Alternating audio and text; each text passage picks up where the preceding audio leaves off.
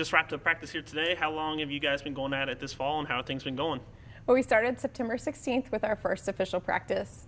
Before that, they came in and did just voluntary practice where they could come in and just work on their own and work on things that they needed to work on before we had our first official practice, which was a show day. So we had them kind of come in and show what they've been working on over the summer, and that was our starting point. And we just continue to build from there. And we are excited to see what they do at our Halloween inter-squad, and then we'll build from that, and then we'll have a Thanksgiving inter-squad, and then a Christmas, and then it's go time. So the short time you've been together, what have you kind of seen from your student athletes? How are they bonding together? How's the team chemistry so far? I think the biggest thing that we've seen is a lot more smiles. I think that was something that we really harped on, and we really wanted to bring the joy back to them and let them love the sport that consumes so much of their life. And I think that by doing that, we've changed the team chemistry a little bit and kind of had a new standard. And we've started from the bottom, and we're building there, and everybody's on the same playing field.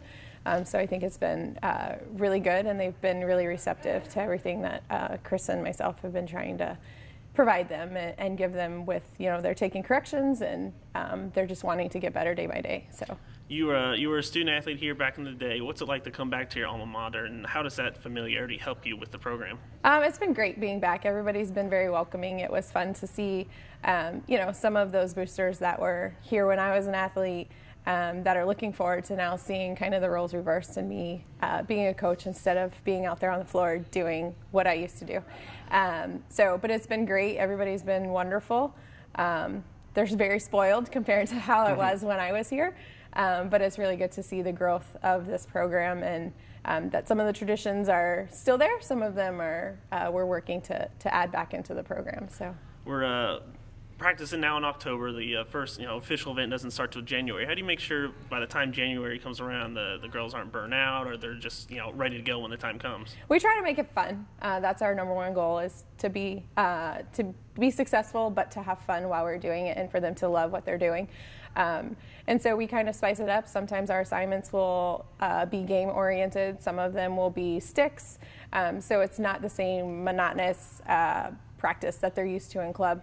And we just kind of like to cheer, like to have fun, like to be a little goofy.